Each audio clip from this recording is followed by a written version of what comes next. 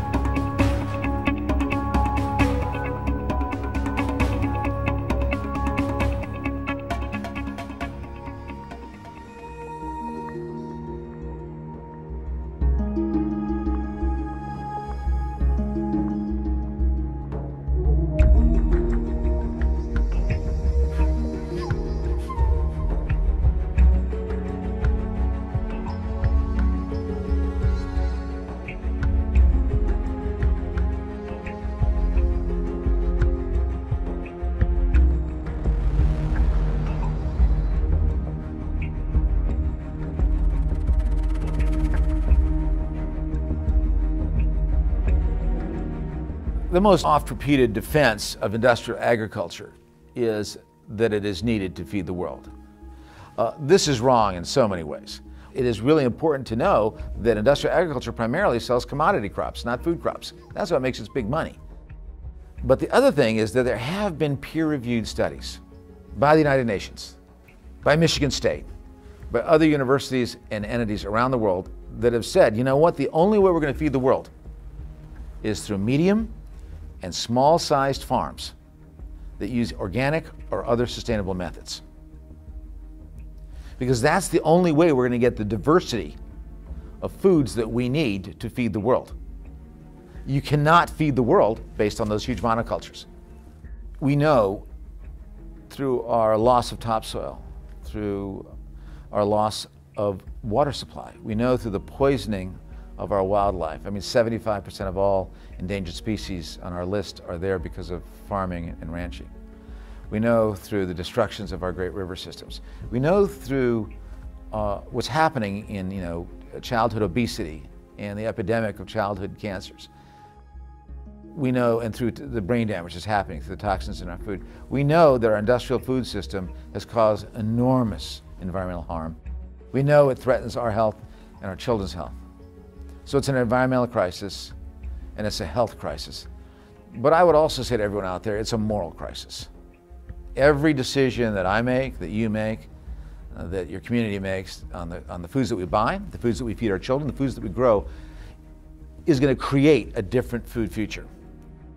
If you go to a fast food place, if you buy industrial food, that's what you're feeding. That is the monster you're feeding.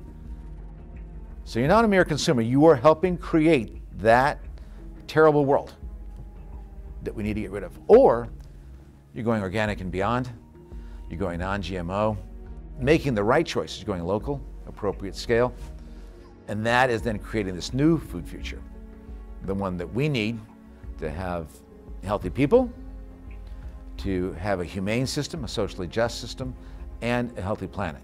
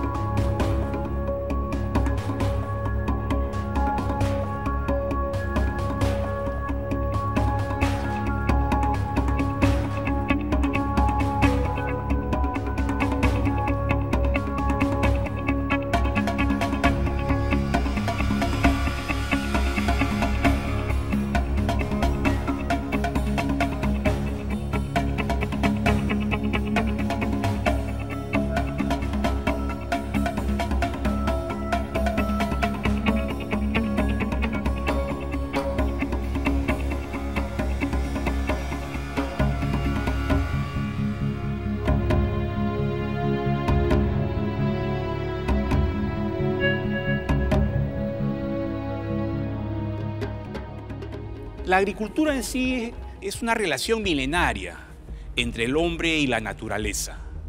La agricultura no solamente es una actividad productiva, económica, es también una filosofía de vida. Pero ¿qué ha estado pasando actualmente?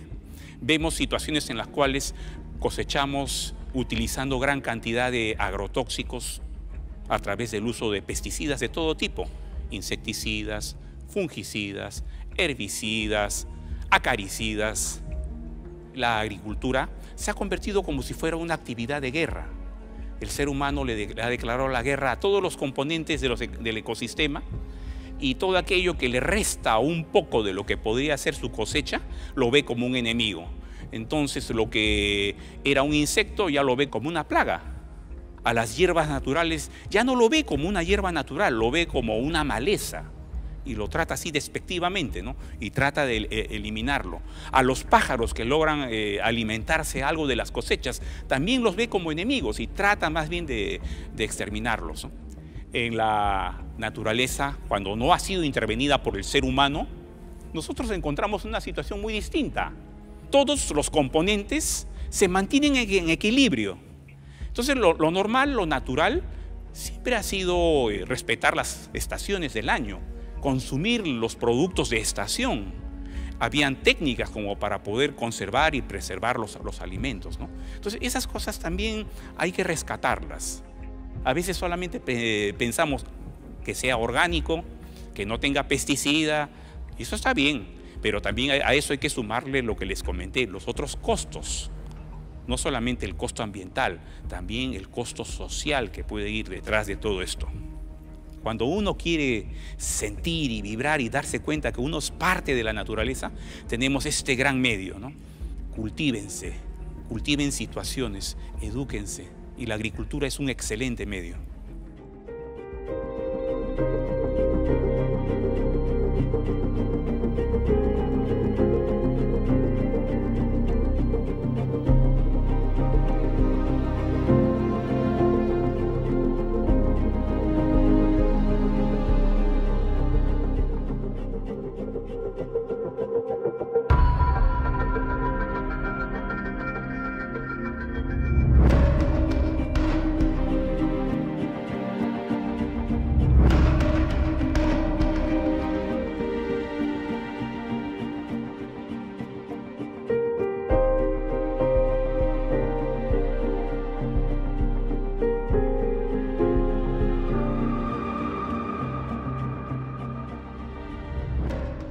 Our identity is so tangled up around this belief that we are the best food growers in the world.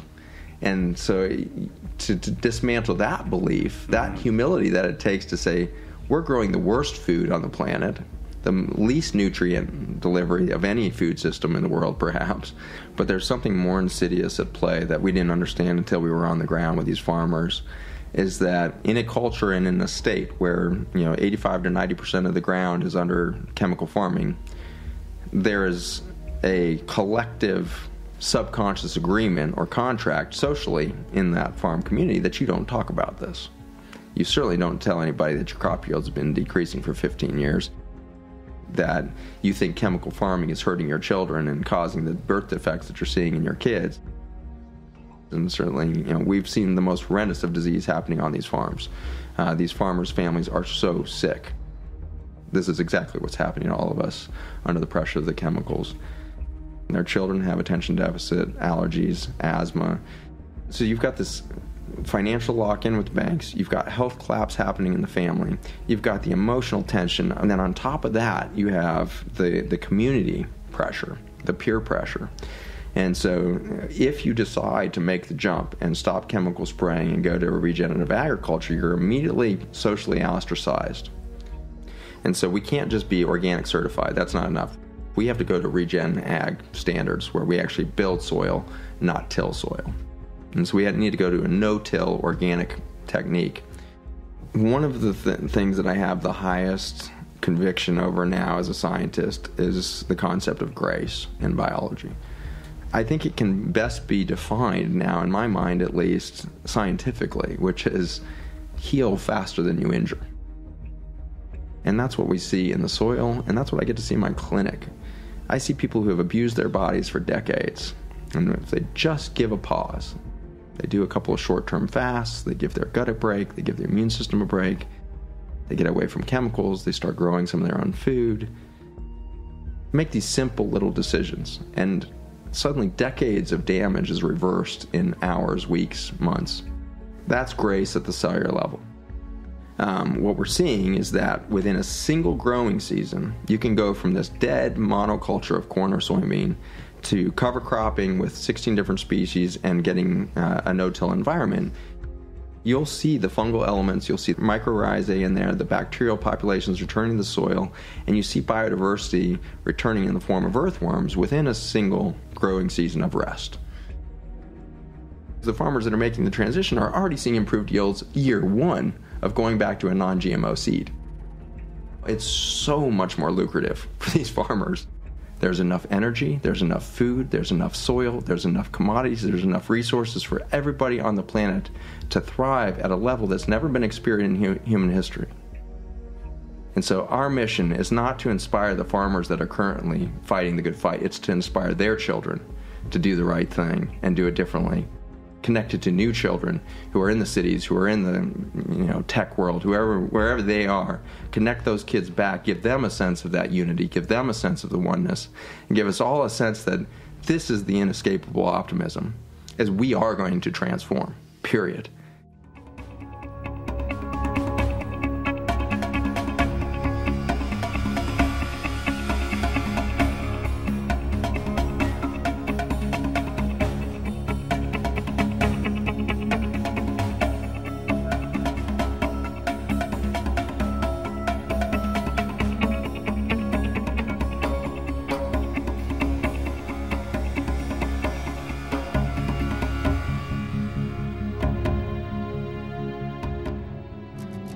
In order for us to live sustainably, the structures that meet our basic needs must work towards regeneration rather than consumption and depletion. I've been studying sustainable farming systems for over 25 years. There are no real issues. We can solve all of them. There are really easy answers to grow food quality and with good environmental care. As a farmer, you want to create healthy soils and healthy plants and healthy animals, and further up the food chain, we've got the microorganisms which are governing the system. We just create a habitat for them. Then you got the plants growing out of there, be it annuals, perennials and trees. Then amongst that you've got the insects living in there, and then we've incorporated pigs, sheep, cows, ducks, geese, and every single item adds value. This used to be pastoral desert. Was just grass. Yeah, and this is what people can do. You can create heaven on earth.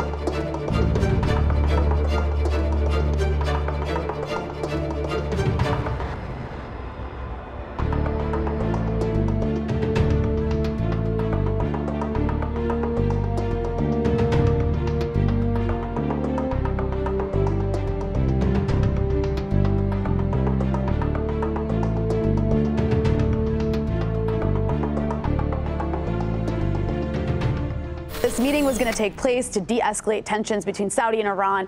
This would have had implications, of course, internationally, but also regionally. I mean, this would have been great for the region. A de-escalation of tension between these two countries that's playing out in like a Cold War and in some places a hot war. And the U.S. completely obliterated that when they obliterated Soleimani. But don't you see why they may have needed to do that? I mean, the threat of Iran and Saudi Arabia coming together somehow. And it did seem, everything I'm reading says that back since September, they started making these overtures. Are you surprised by those overtures? I'm not, because what you had happen several months ago was Saudi oil fields were hit and Saudi oil production was decreased by like 50%. And the U.S. didn't do anything in response. And so that demonstrated to Saudi Arabia and America's Gulf state allies that if there is a war with Iran that doesn't include some sort of U.S. invasion of occupation of Iran, which isn't going to happen, then the people who are going to have to bear the brunt of that war are going to be the UAE and Saudi Arabia. Do you foresee a world where Iran and Saudi Arabia could actually live in harmony? Absolutely. I mean, if you took America out of the equation, because out of the Middle East, they'd have no choice but to live in harmony. But when you have outside actors that are coming in and provoking war and also funding, weapons and giving weapons to the Saudis, you're escalating tension. So on top of that, it's about regional hegemony, right? Yeah.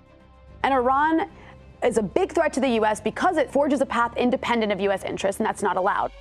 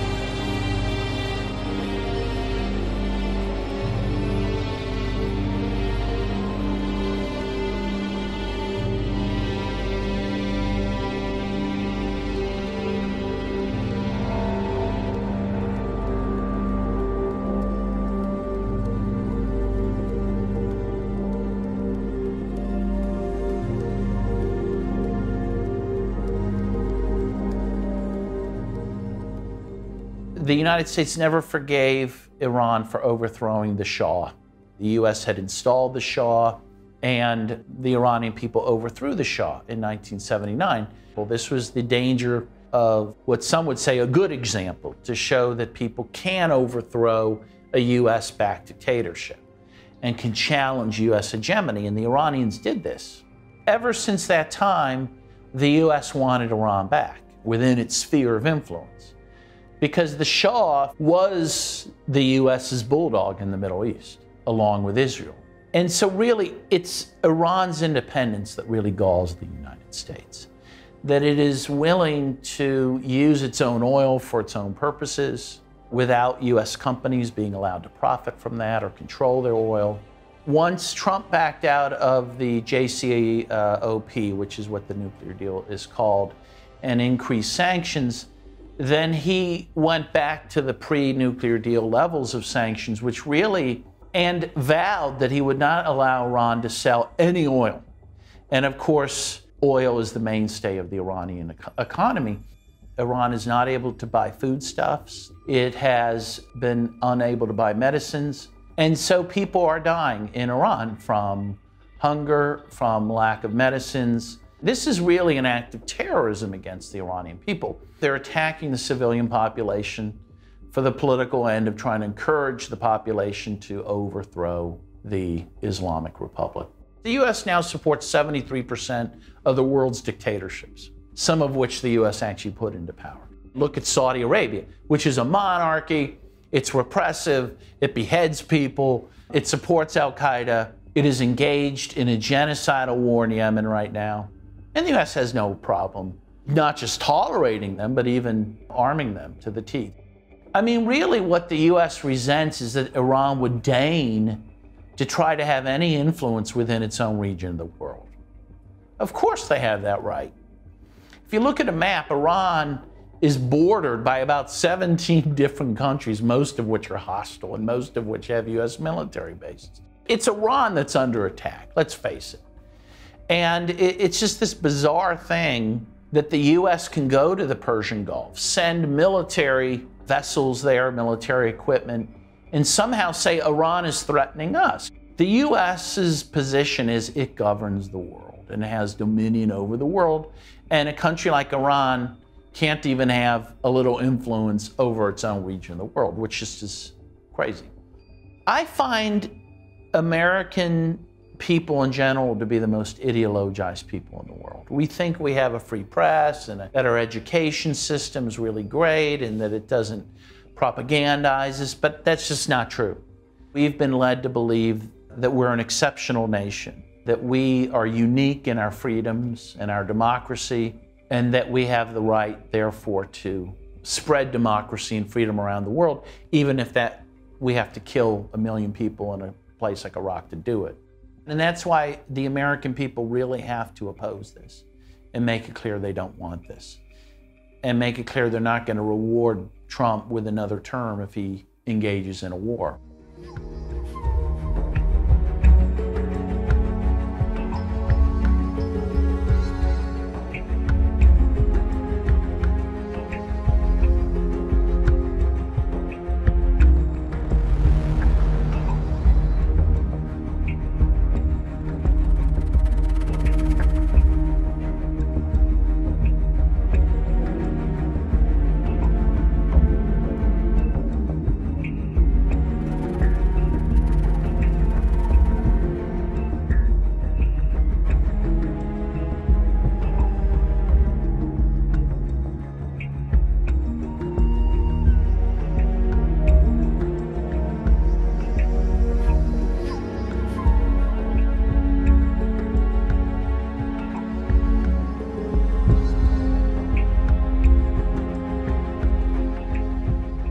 Diese neue Seidenstraße soll Asien über den Nahen Osten mit Europa verbinden. Das ist wirklich das wichtigste Projekt dieses Jahrhunderts und auch das gefährlichste Projekt dieses Jahrhunderts. Wenn das tatsächlich fertiggestellt wird, dieses Projekt, dann ist es mit der Vorherrschaft der Amerikaner vorbei. Und die USA sind natürlich nicht bereit, da einfach nur da zuzugucken, sondern versuchen das auf alle möglichen Arten und Weisen zu torpedieren. Man muss sehen, dass der Iran innerhalb der Seidenstraße eine ganz bestimmte Rolle spielt. Der soll der Energielieferant für dieses europäische, asiatische Projekt werden, weil die eben diese riesigen Vorräte an Öl haben und vor allem haben die größten Erdgasvorräte der Erde. Und das Zweite ist die strategische Rolle des Iran. Der Iran liegt genau zwischen dem Kaspischen Meer im Norden und dem Persischen Golf im Süden. Das ist also praktisch das Nadelöhr der Seidenstraße. Wenn es dort zu einem größeren Krieg kommen würde, würde diese Seidenstraße da genau in der Mitte unterbrochen werden. Und das wäre natürlich geostrategisch für die USA ein Riesenvorteil gegenüber China. Der Konflikt mit dem Iran ist ja systematisch verschärft worden von den Amerikanern. Also die haben das Atomabkommen gekündigt, die haben die Botschaft in Israel von Tel Aviv nach Jerusalem verlegt. Also die haben alles getan, um diesen Konflikt weiter anzuheizen. Und das ist jetzt nur die nächste Eskalationsstufe darin. Der Iran selber ist für die USA als Energielieferant völlig uninteressant, weil die USA haben ja eine ganz wichtige Entwicklung hinter sich über diese Fracking-Industrie. Also die USA waren bis vor einiger Zeit ein großer Importeur von Erdöl und Erdgas. Das sind sie inzwischen nicht mehr, sind inzwischen zum Exporteur geworden. Das heißt, die sind davon nicht mehr abhängig. Also die Ölinteressen und die Gasinteressen im Nahen Osten spielen keine so große Rolle mehr. Es geht da nur noch um Geostrategie. Man muss sehen, dass die USA insgesamt weltweit ja im Niedergang sich befinden. Die wirtschaftliche Stärke der USA, die ist nicht mehr die von früher. Inzwischen als Handelsmacht sind sie überholt worden von den Chinesen. Ich glaube, dass das amerikanische Finanzsystem an einem Punkt angekommen ist, an dem nur noch das Fluten des Systems mit noch mehr Geld dieses System am Leben erhalten kann und wo es dann endgültig zusammenbricht. Aber die USA klammern sich im Moment auch außer ihrer militärischen Herrschaft auch noch an die Übermacht des Petrodollars. Der US-Dollar ist immer noch die stärkste Währung der Welt. Über 60% aller Devisenreserven aller Zentralbanken auf der Welt werden in US-Dollar gehalten. Das ist ein ganz starkes Druckmittel der USA gegen den Rest der Welt. Aber dieses Druckmittel wird mit der Zeit immer geringer. Und es gibt ja auch inzwischen die Versuche der Chinesen, den Petrodollar zu unterlaufen. Es gibt zum Beispiel im letzten Jahr wurde ein Vertrag abgeschlossen zwischen den Saudis und den Chinesen über Öllieferungen in Yuan. Übrigens glaube ich auch, dass Saudi-Arabien eine ganz wichtige Rolle für die gesamte Zukunft der Welt spielen wird. Die Saudis sind ja die letzten Jahrzehnte immer der wichtigste Verbündete nach Israel im Nahen Osten für die USA gewesen. Aber die Saudis könnten sich ja auch umorientieren. Und wenn die Saudis sich jetzt zum Beispiel den Chinesen zuwenden würden, dann würden die Karten ganz neu gemischt im Nahen Osten. Also ich vermute, dass es noch eine Zeit lang weitergehen wird, dass sich die Länder da gegenseitig reizen. Aber langfristig sehe ich einfach keine andere Lösung, als dass es tatsächlich da zum Krieg kommt. Weil auf diese Art und Weise würde die Rüstungsindustrie ganz stark angetrieben. Es würde bedeuten, dass sehr viele Waffen vernichtet würden, dass neue Waffen wieder gebaut werden müssen. Und das würde die Finanzindustrie natürlich sehr interessieren, weil die ja hinter der Rüstungsindustrie steht. Und das könnte die Aktienmärkte in der Welt noch mal wieder um mehrere Monate, vielleicht sogar um Jahre dann antreiben.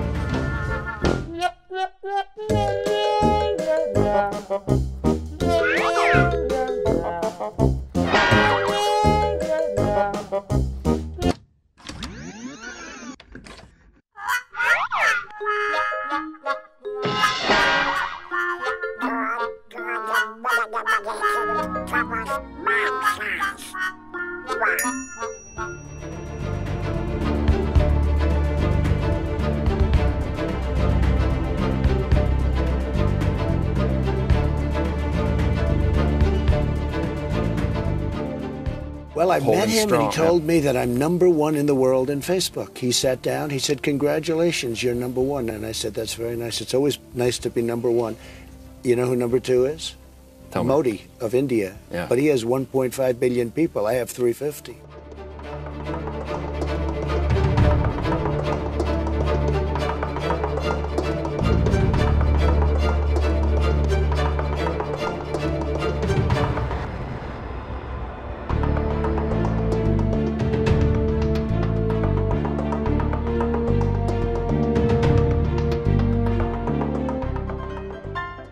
Let me explain how the world works, okay? I think nobody knows more about taxes than I do. Nobody knows more about construction than I do. Nobody knows more about campaign finance than I do. Nobody knows consultants better than me. I know more about drones than anybody. And I think I know more about the environment than most people. I know a lot about wind. I know more about ISIS than the generals do, believe me. Nobody in the history of this country has ever known so much about infrastructure as Donald Trump. I know a lot about wind.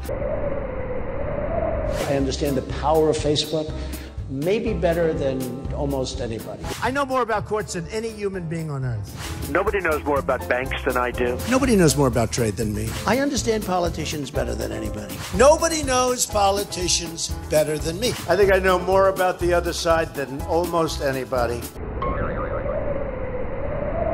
Who knows the other side better than me? I understand things. I comprehend very well. Okay? Better than, I think, almost anybody. The truth is, I'm actually a modest person, very modest. In fact, many people tell me that modesty is perhaps my best quality.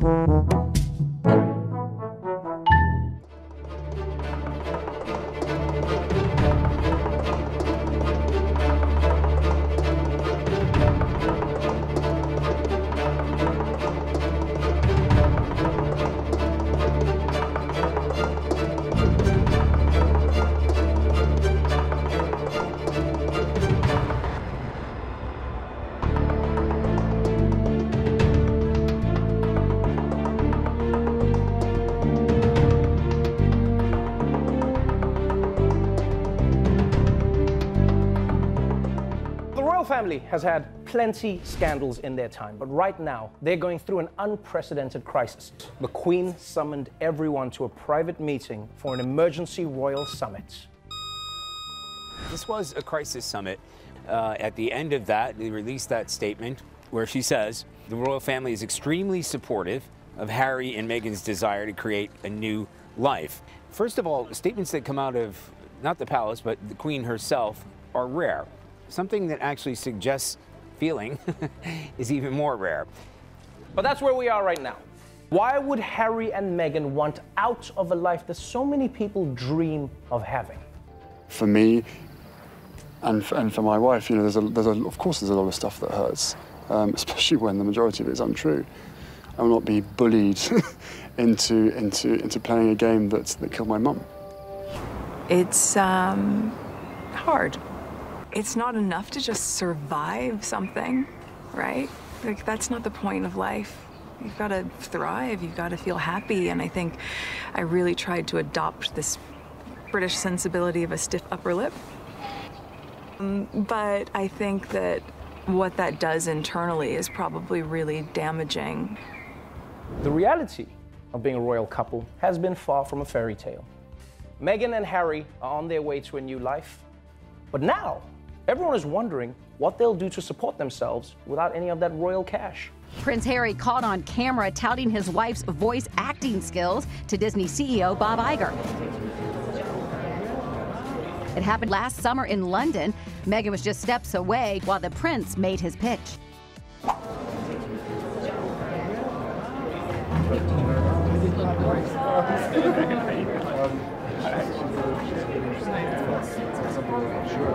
Well, good news, Meghan's already got herself a job. Respecto a su trabajo, además del contrato con Disney, Meghan podría estar cerrando su colaboración con la casa de moda Givenchy. Sus planes van como esperaban.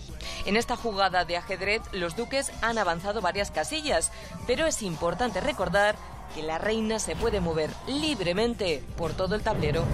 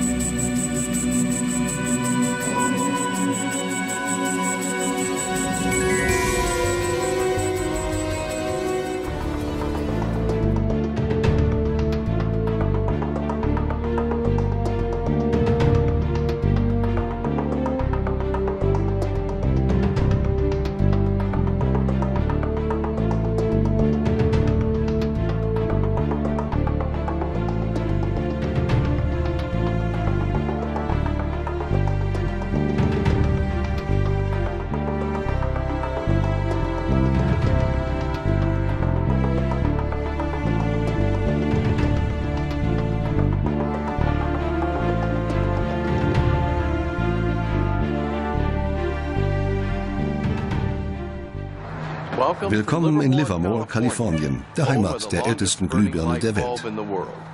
109 Jahre alt und sie brennt noch immer.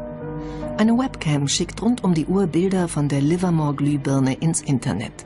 Ironischerweise hat sie bereits 2 Webcams überlebt.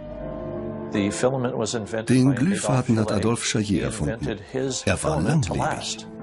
Chaillets Formel für den langlebigen Glühfaden ist nicht das einzige Mysterium in der Geschichte der Glühbirne. Noch geheimnisumwobener ist, wie sie zum ersten Opfer der geplanten Obsoleszenz wurde. Weihnachten 1924 war ein ganz besonderer Tag. In einem Hinterzimmer in Genf trafen sich einige Herren in Nadelstreifenanzügen, um einem geheimen Plan nachzugehen. Sie gründeten das erste weltweite Kartell, das sich zum Ziel setzte, die Glühbirnenproduktion der gesamten Länder zu kontrollieren und den Kuchen namens Weltmarkt unter sich aufzuteilen. Dieses Kartell hat den Namen Phöbus. Das Ziel ist gewesen, Patente auszutauschen, die Produktion zu kontrollieren und vor allem aber den Verbraucher zu kontrollieren. Es ist umso besser für diese Firmen, wenn der Verbraucher regelmäßig Glühlampen kauft, und wenn die Glühlampen lange brennen, ist das ein ökonomischer Nachteil. Also hat man sich bei Phöbus gedacht, beschränken wir einfach die Lebensdauer dieser einzelnen Glühbirnen auf 1000 Stunden. Mit der geplanten Obsoleszenz sank die Lebensdauer der Glühbirnen. In nur 2 Jahren von 2500 auf weniger als 1500 Stunden. In den 1940ern hatte das Kartell sein Ziel erreicht. Die Standardlebensdauer einer Glühbirne betrug nun 1000 Stunden. In den folgenden Jahrzehnten meldeten Dutzende von Erfindern Patente für neue Glühbirnen an, darunter eine, die 100.000 Stunden brannte. Keine davon kam je auf den Markt. Dank der Massenproduktion fielen die Preise und viele Waren wurden für jedermann erschwinglich. Doch die Hersteller fragten sich, ob der Kaufrausch anhalten würde. Was wäre, wenn der Verbraucher seine Bedürfnisse befriedigt sähe? Schon 1928 warnte ein einflussreiches Werbemagazin: Ein Artikel, der nicht verschleißt, ist eine Tragödie fürs Geschäft. 1929, nach dem Börsenkrach an der Wall Street, war es mit der Konsumgesellschaft dann erst einmal vorbei. Die USA stürzten in eine tiefe Rezession. Bernard London, ein bekannter Immobilienmakler, wollte, um die Depression zu beenden, die geplante Obsoleszenz zur Pflicht machen. Londons Vorschlag sah vor, alle Produkte mit einem Verfallsdatum zu versehen, nach dessen Ablauf sie amtlich als tot galten. Verbraucher sollten sie dann bei einer Behörde abliefern, wo sie zerstört würden. Einen Artikel über das Verfallsdatum hinaus zu behalten, sollte strafbar sein. Bernard London glaubte, dass durch geplante Obsoleszenz die Industrie wieder in Schwung kommen würde. Die Menschen würden wieder konsumieren und bald jeder eine Arbeit haben. Bei den Ingenieuren gab es einen Paradigmenwechsel. Die alte Schule sah es noch als ihre Aufgabe an, ein Produkt herzustellen, das nie kaputt ging. Die neue Schule war vom Markt gesteuert und an möglichst vergänglichen Produkten interessiert. Die Debatte war vorbei, als das neue Ingenieursdenken die Oberhand gewann. Unsere Wachstumsgesellschaft ist wie ein Rennwagen, der mit voller Geschwindigkeit dahin rast, aber keinen Fahrer mehr hat. Das Ende ist vorhersehbar. Entweder fährt sie gegen eine Wand oder stürzt in einen Abgrund.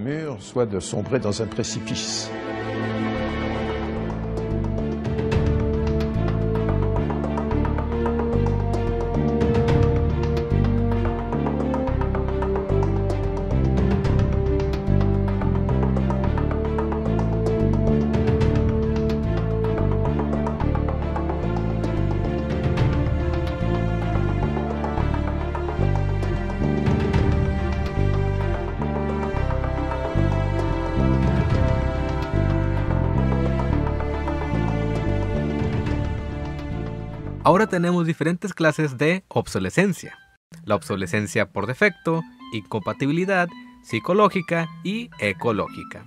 Por defecto se refiere cuando un componente electrónico del dispositivo deja de funcionar. En estos casos, repararlo sale más caro que comprarse uno nuevo. La incompatibilidad se puede dar a nivel software o hardware. Cuando se trata de software es porque cada actualización empeora el rendimiento del dispositivo. Mientras tanto, la incompatibilidad a nivel de hardware se da cuando cambias un componente dañado por otro que es idéntico, pero por ser de diferente serie, tu dispositivo ya no quiere prender o sale un error que no te permite utilizarlo. Por otra parte, tenemos la obsolescencia psicológica. Este es el método que utilizan las empresas en sus campañas de publicidad, donde hacen todo lo posible para que tú percibas un producto como viejo o pasado de moda. Apple y Samsung abusan de esto, donde cada año presentan los mismos celulares, pero con mejoras muy leves. Por último les presento la obsolescencia ecológica, la cual promueve que utilices dispositivos con componentes menos agresivos al ambiente. Sin embargo, estos dispositivos ecológicos tienen menos vida y a la larga dañan más el ambiente porque no se pueden reciclar de forma sencilla. No les pido que dejen de consumir, pero sí traten de regular y exigir un mejor producto.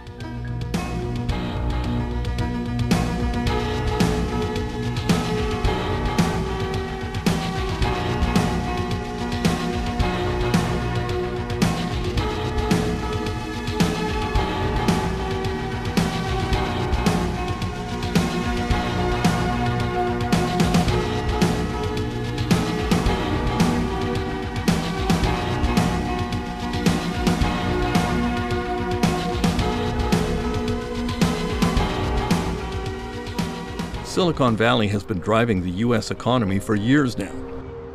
But there is growing scrutiny on the questionable business practices of Apple and other star companies here, and a growing movement to make them more accountable to consumers. Apple's perspective is that they want complete control over the device from the moment that you buy it all the way through the end of life. So this is the pentalobe screw. It's on the bottom of the MacBook Pro. It's not like any screw that you've seen before. And it turns out that Apple invented their own screw. It's purely, they want to make the devices harder for normal people to open with the tools that they already have laying around. Overall, Apple tries to get you to purchase a new device instead of repair your old one. So this is a MacBook Pro that the Apple Store said would cost $1,200 to fix and wasn't worth doing. All right, let's take a look and see if that's true. See the pin that's sticking out? Okay. I got my set of tweezers over here, and I'm just going to try to push that back into the slot. As you can see, we've got an Apple, and we have a light. How often do people show up here with the Apple Store telling them it can't be fixed or it's too expensive to fix? Somewhere between 10 and 30 times a day. Many Apple customers are starting to wonder whether the company really has their best interest at heart. After an incident last winter, Apple faced a fresh allegation. Customers accused the company of a sneaky policy that pressured them to buy new smartphones. The performance of many phones was cut down after the latest operating system upgrade from Apple. It looked like a case of planned obsolescence, an effort to pressure consumers into buying new products when they didn't have to.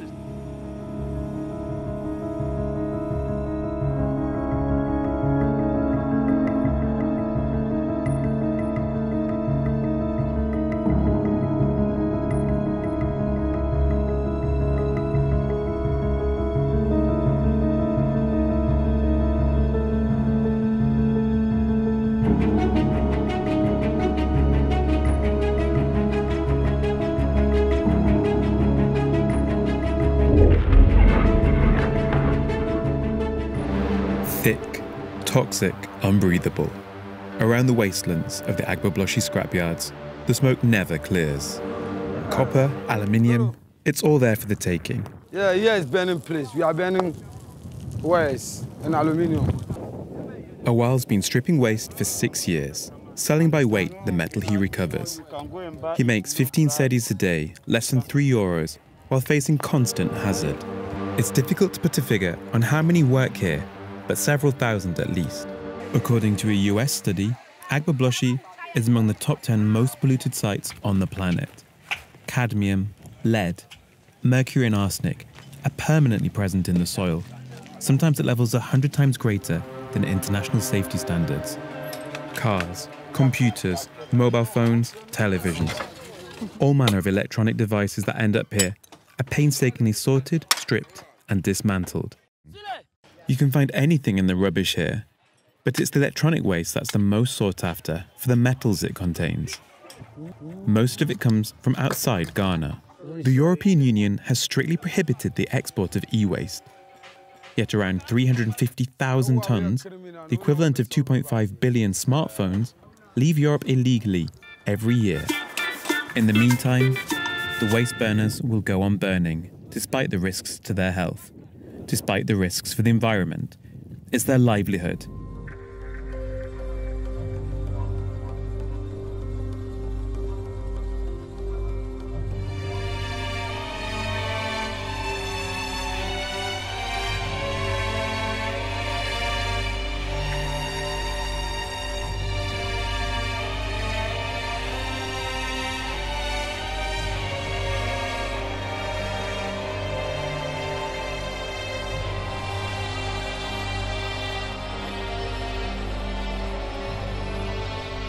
Para cambiar el sistema completamente tenemos que cambiar el modelo industrial y el modelo económico. No podemos basarlo en el crecimiento permanente, sino en la sostenibilidad permanente. Y se puede hacer. Si se crearan esos productos con durabilidad y que fuesen reparables, que fuese más rentable repararlos que comprar uno nuevo, se crearía más trabajo.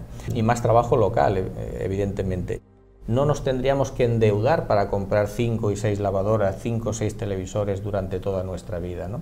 Y en último extremo, por supuesto, no se consumirían materias primas de forma innecesaria, el planeta Tierra no colapsaría.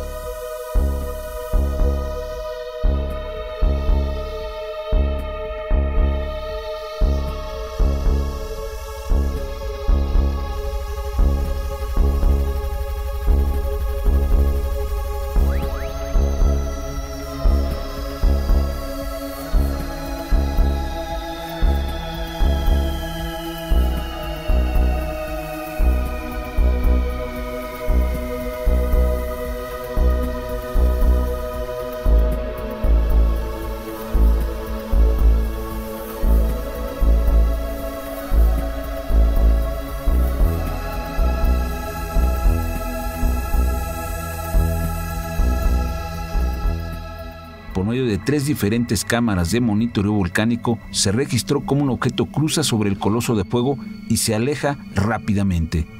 Una especie de cilindro, y cuando está sobre el cráter del volcán, parece emitir una especie de destello.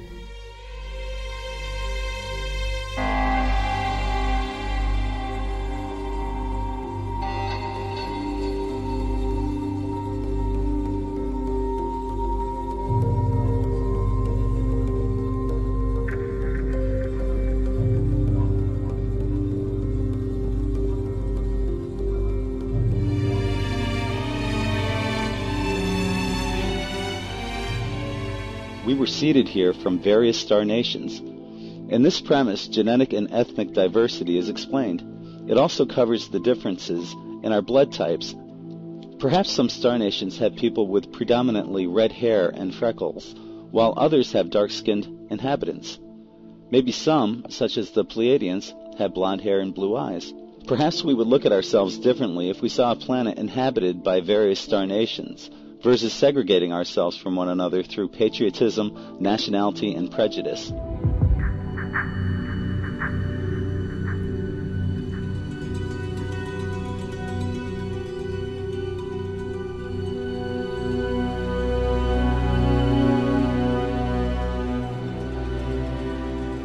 Any Indian tribe and other Aboriginal groups have a direct connection with what we term the star people. They talk about the origin of their ancestry from different constellations, different star systems. For example, if you look at the Cherokee tribe, their logo of their flag it's got seven-pointed star, and they claim that their ancestry was created by the Pleiadian people.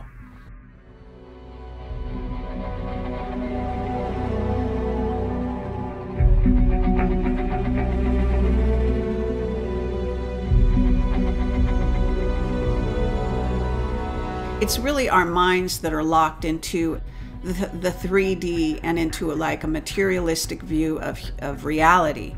We are 3D going into 4D. We're a soul having a material experience in essence. And so we are able to go interdimensional.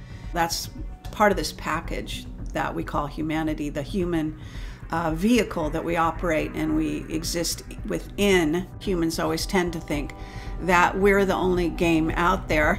There is no alone in this universe or multiverse, actually. You'll see a true history of humanity in the visitation and the engineering, re-engineering, and bringing in different types of beings' DNA into our genome.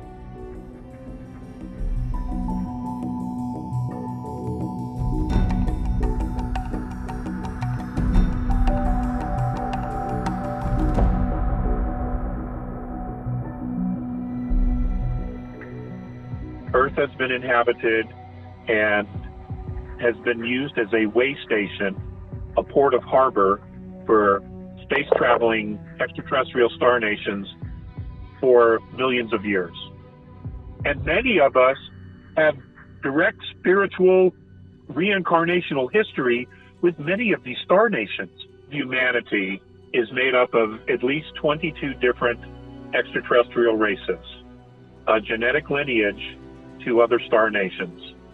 So I think it's going to be the extraterrestrials who at some point sit down humanity and say, look, here's the whole story of who you are and how we got here and why we're here. And we're never going to get that from Earth religions. That can only come from beings off-world who have not only been through the process, but who have been watching us for thousands and thousands and thousands of years. The benevolents were very compassionate toward humanity, and they did things to help, teaching us agriculture, animal husbandry, construction, astronomy, mathematics, the healing arts, how to use the plants to heal certain diseases and things of that nature. Some actually taught us some spirituality, energy fields, chakras, etc., etc. The last thing the benevolents want is to be worshipped. That is not what they're about. You know, what they want is humanity to step forward and become a part of the family of the galactic. There is an interconnectedness that's being created by these beings on a, what we would call a spiritual level, harmonic level, that our universe, our holograph, which contains all of the universe that we know, has never had before. The immediate result that we're seeing here in third density is the awakening of humanity, the awakening of our DNA, the transformation of how we see ourselves and our connectedness to all that is. There are many kids and many human beings that have had near-death experiences. When they come back into their bodies, many of them have a third strand of DNA. Some have 4. There's a gentleman in New Zealand who was dead almost 3 hours. When he came back, he had 6 strands of DNA. Humanity is beginning to remember that we are, in fact, multidimensional souls that got trapped in a physical dimension by being tricked and manipulated. And we're going to realize that the manipulation of race, color, and creed has been just that. We just need to step into the process and embrace it. And then the reality is that 95% of us is always multidimensional. What we see here in the physical is a very, very small piece of who we really are. 2 years ago, Jupiter picked up an additional 19 moons. Now we're being told that Saturn has picked up some additional moons. Most of these moons have a very specific mineral, and on our periodic chart, the only thing we would recognize would be quartz. Now, these asteroids have been brought into a orbit around these planets. It was a very orderly migration into the solar system. It was all managed. And some of the moons have already showed signs of being mined, and that was by other star nations that have already used this technology. What this mineral does is that you can create bows of boats, rods that will fit into lakes, oceans, housing on aircraft engines, and when you generate a specific harmonic frequency in this metal, it causes all of the protons and electrons of pollution to break down and decay and die, specifically radiation. It causes it to speed up its decay process, and it just falls to the bottom of the ocean. They brought this material here to help us clean up our world.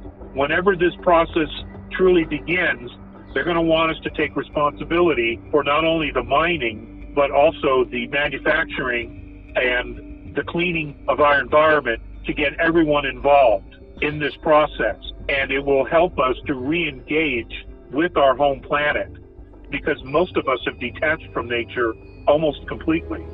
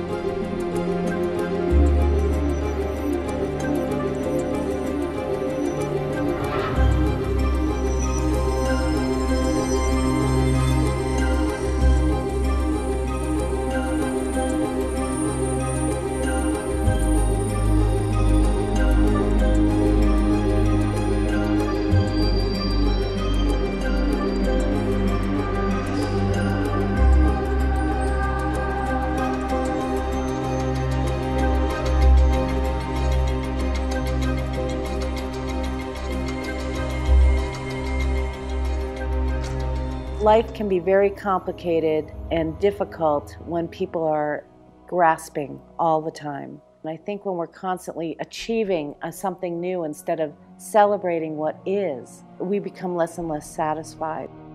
It's like a drug. Money is a drug, sex is a drug, shopping is a drug. It's a bottomless pit trying to satisfy ourselves. This culture, especially in the United States, this society really has this like succeed, excel. It's a consumer mentality. Do more, buy more, be more, have more, bigger house, bigger car, fill up a garage full of 10,000 rolls of toilet paper and buy as much as you can. And people have garages and storages and more stuff, and they have so much stuff they can't even store the stuff. They had to pay for a place to store the stuff that they can't even store at their own house. And this is the way people live. Just because you have more externally, it doesn't always correlate to being internally fulfilled. Those are two completely different things. And external, in your environment, the house, the cars, the stuff, is never fulfilling. It's short term. You get the fulfillment, you buy it, you have it, you play with it, and you get the short term, like instant gratification type of thing. But just like a child with a new toy, you run out of motivation after a little while and you're on to the next toy. I think for those people who don't settle down their nervous system with meditation or who don't have a spiritual or creative practice, their mind is constantly traveling into the past, into the future, and into other people's business. And when that happens, they're not present for themselves and the world that's being revealed to them. And a Zen master might say, show me the future, show me your past, and there's no way to do it. Those questions, they stop the mind. Your mind will gyrate a little bit and then eventually it settles down. We dive into the source of everything. We started naming some of the qualities of it. It's eternal, it's ever-present, it's intelligent. That's the transcendence, is when we lose track of time and space and we transcend the element of materialism. When we recognize that every single material thing at its core is energy and everything is vibrating, then you can get a feeling for this nature of existence that is not as materially real as we tend to think. We sometimes get a feeling like there's something else going on here, that there's something much more connected, that in a very real sense, we're sharing the same dream. And so I recognize that I'm in some ways playing a role, but who I really am is so much bigger, so much more mysterious. It's eternal, it's infinite, it's timeless, it's connected to everything. I think mystics, philosophers, poets, they express the reality better than maybe you or I, because they allude to it.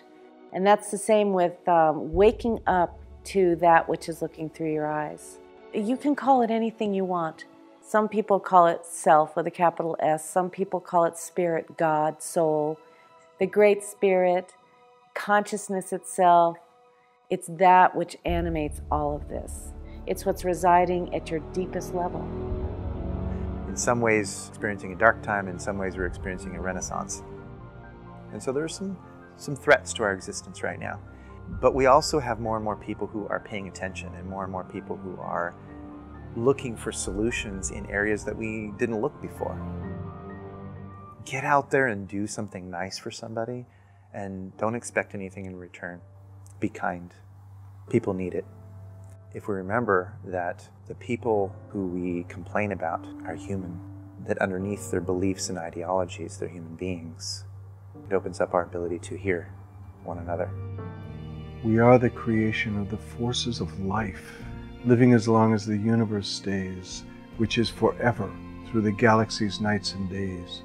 We'll live forever with the stuff of stars, ever changing, ever growing, born into this life, born into that, changing this form for the one that comes next, an eternal part of an eternal creation, a quintessential piece of divine revelation.